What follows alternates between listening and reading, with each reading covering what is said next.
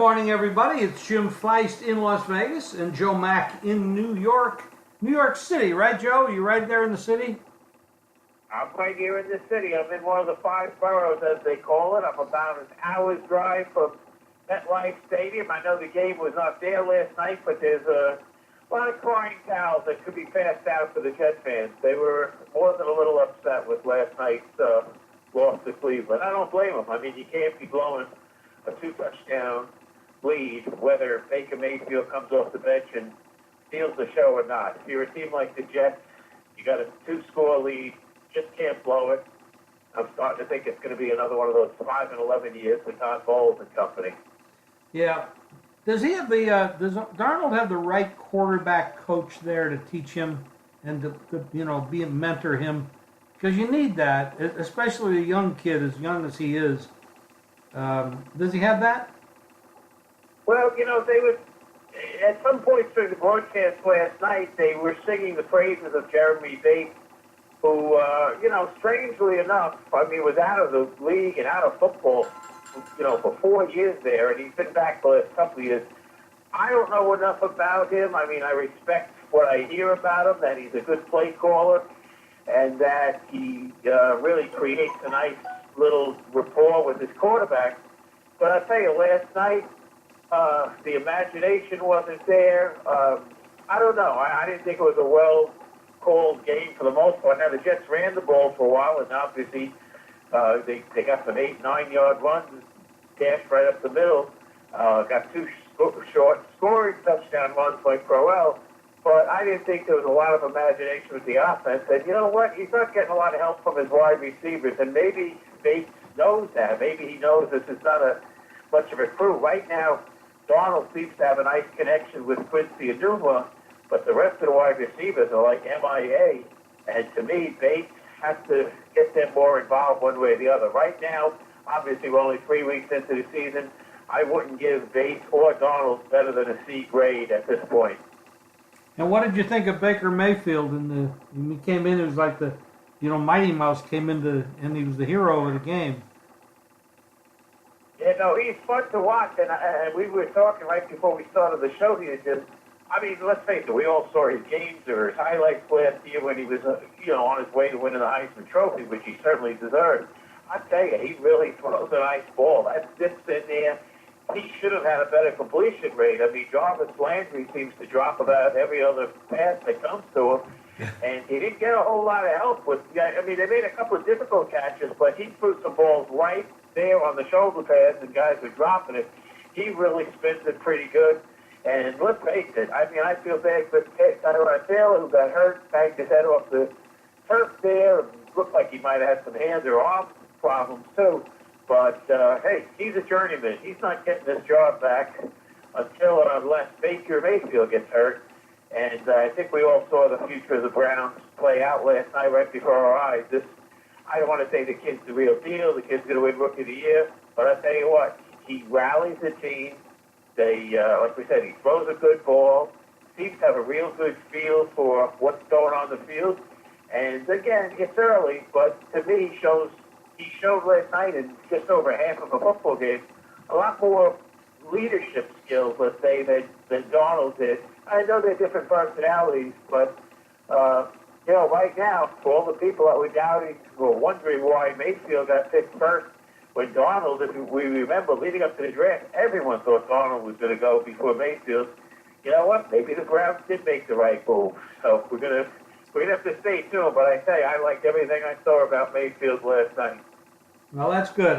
It's nice to see them get off the schneid. They could have easily won the first 2 games. They were in it. And one with Pittsburgh and the Saints. So they're on the upswing, and that division is pretty strong. They got the Ravens, the Bengals, the Browns, and the Steelers are the team that's slipping badly. And we're going to see what they're going to do on Monday against Fitzmagic and down in Tampa. Is it going to continue, or is Tampa going to is the slide going to continue for Pittsburgh, and is Fitz going to be able to continue with this winning streak? Well, I'll tell you, Tampa Bay has really been, among a few other things, really the story in the league. Like you said, no Jameis Winston to start the year. I think even their most ardent fans would have been happy with a 1-2 start. And now let's face it, Monday's game is basically a toss-up, 1.5 point line on the Steelers right now. But Tampa Bay could be 3-0, and Winston could be coming back. And as crazy as it sounds, you say to yourself, is he going to get his job back? Because Fitzpatrick has been so good. And his receivers already are lobbying not to take him out. That saying, hey, if this continues, you gotta keep playing him. And I gotta say one thing about, you just touched on the AFC North. We thought it was going to be kind of a more interesting, intriguing kind of season. You and I all summer talked about the Browns when they were on Hard Knocks, and we thought they'd be improved and win 5-6 games. But I tell you, from a point spread point of view, I looked it up. The Browns went 4-12 against the spread each of the last 2 years, and 5-10-1 a year before that. So you're looking at a Cleveland team that had 13 point spread wins over a 3-year period. They're 3-0 out of the gate already. So anybody that's fell in love with them watching Hard Knocks for those 5 weeks this summer and put their money where their mouth is, well, they're 3-0 out of the gate. So good for them, and again, it looks like it's going to be a fun division to really follow all year. Yeah, the Bengals are going down to the Panthers this week. The Panthers got offensive and defensive injuries, and Mixon is out for Cincinnati. How much of a ding does that team take with him being out of the lineup? They're going to take a hit. I mean, he ran the ball pretty well last week, 84 yards, and he looks strong. He's got a little... he looks like he's got that burst mix and that he could really be the next star running back in this league. And so that's going to hurt. Not having him is going to hurt. But I tell you, I mean, did anyone look any better than Dalton to A.J. Green last Thursday? I mean, 3 touchdown passes in the first half. I mean, that was Montana the right type of stuff for you older folks out there. But really, a great connection. Bengals, hey, you know what? Not much was expected from them this year, Jim. As you know, I mean, a lot of folks basically wrote them off from a playoff spot, maybe 8-8 type of year. But you know what? I wouldn't be surprised if they win this game on Sunday. As you said, Carolina's got some injuries. Cam's taken a couple of big shots already, a couple of cheap shots. The one against the Falcons last week was just a terrible cheap shot by the KZ. And but the Bengals are a live team, a live item out there. Not having Mix is going to hurt, but if Dalton has to throw the ball here 40 times, who knows? It might serve them well.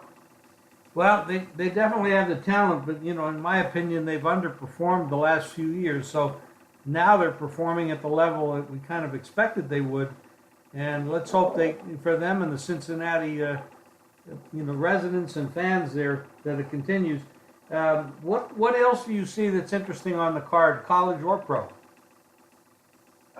Well, we got some blockbuster games on both sides. I mean, as far as the pros go, I'm going to be interested to see a couple of teams. Are the Redskins going to show a little bounce back? I mean, they've got the Packers coming in last week. The Redskins at home lost by double digits to Andrew Luck and the Colts. I was surprised by that result. I'm not saying I loved Washington, but I was very surprised that their offense didn't do much, and that was with Alex Smith throwing for almost 300. And again, you know what? We got a battle of Los Angeles. I got to say that Chargers, Rams, on paper to me, the number looks a little high to me right now. But you know what? The Rams are taking no prisoners. I mean, last week, at first I didn't realize that the kicker Zerline got hurt in the warm-up, and when I caught up with that game, and they were going for 2 all over the place, I said, boy, this McVay is really trying to score 50 points every game. But then I realized he didn't have his regular kicker. But they're dangerous. They can score 40 every time out. They don't seem to let their foot off the pedal. They're going to be really interesting. I know right now I've seen when people like to do their power ratings. I mean, the Rams seem to be on top of everybody's 32 teams' power rating. And I'm a believer, but at the same time, the Chargers are dangerous. Looked good last week. I know it was against the Bills, but really looked efficient. So that's a game on Sunday that's really going to be fun at the 4 o'clock time period in the East. The Battle of L.A., again, I think the number looks a little tall right now, but we'll have to see. And as far as the colleges, I don't know, there was a lot of outright upsets last week. So my theme for this week is, can these teams bounce, wind up coming off those wins? Last night, Temple, they were a 15 or 16-point dog against Maryland. They beat Maryland last weekend, came back, followed that up with a double-digit win against Tulsa, covered the 7-point number, looked solid. My question is, are all those teams that come off big upsets last week going to do the same? Is LSU coming off beating Auburn going to be sky high enough to cover 3 touchdowns against Louisiana Tech? It's a tough call. And you got Troy. I know it's a game that's completely off people's radars, but Troy beat Nebraska last week as a double-digit dog, and now they're laying road points to Louisiana Monroe. Again, a really off-the-beaten-path game. But again, I'm looking at some of these games in college where you wonder if a team off a big win as double-digit dogs can follow it up. Temple did it last night. We're going to see if a couple of these other teams can do it on Saturday. Well, when you talk about go to the other end of the spectrum, you got Alabama playing Texas A&M, 26-point favorite. This Alabama team, I mean, when you watch them play, and they look like they could be favored over Buffalo or Arizona in the NFL. I mean, the way they got the quarterback that can throw the ball, run the ball. Their defense is incredible. I don't see how anybody in college football can stay with them at all. Yeah, no, I'm with you. I mean, they're no joke. I mean, they won and covered their first 3 games, and let's face it, they're laying big numbers every time you turn around, and it doesn't even matter if they're playing SEC opponents or not. And I know a lot of people think Georgia and Clemson are maybe others can be really good big-time contenders, but I'm with you, Jim. I'm looking at it right now, and I'm saying, boy, I really don't know if there's anybody that can even play with this Alabama team. I mean, we might get to the playoffs in late December, early January, and you might see Alabama 14, 15, 16-point neutral field favorites against, the number 3 or 4 team in the country. It's crazy. I mean, look what they've done so far. They laid 24 to Louisville, beat them by 37. Okay, it was Arkansas State, but they were 37-point favorites, beat them by 50. And last week, Ole Miss scored a touchdown on the first play of the game.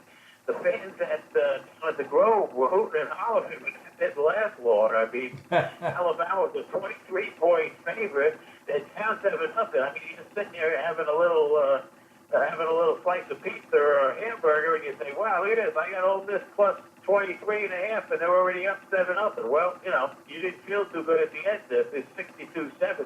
So Alabama's not only winning and covering, they're smoking people. Obviously, this quarterback Tua is just fantastic. I mean, it's funny, though, because Jalen Hurts is getting a lot of blame on him because he's coming into these games so early because of blowouts. So, as it turns out, Nick Saban is trying to get some breaks here because not only is the guy that he anointed as number 1 getting in there and starting, but Jalen Hurts is getting plenty of playing time, too. So, yeah. I don't see anyone touching them. I mean, look at their monster favorite here, and you look at the next couple of games, they're home to UL Lafayette, then they're at Arkansas, might be the worst Arkansas team in our lifetime, then they're home to Missouri. I mean, they're going to be 20-point favorites for the next 4 games. And then when they go to Tennessee for that third weekend in October game, I mean, right now, think of it, Jim. Tennessee is not a good team. Alabama could be a 25-point road favorite for this game. So yeah, Alabama should go undefeated for the year. I don't see anybody touching them. They have to beat themselves. They're just too good. They're deep. They're deep at every position. I mean, it's just incredible what they do. Yeah, Georgia, Clemson, those 2 teams. You might make an argument, but like you said, I think they'd probably be 2 touchdown favorites over them too. So it probably wouldn't make a difference. But what do you got going on this week, Jim Hurley?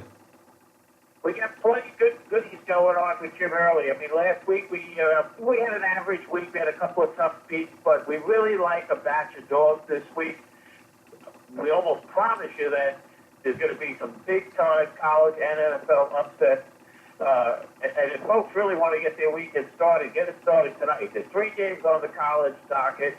It's funny, 2 of them involve ranked teams, but the Washington State USC game is not a top 25 matchup.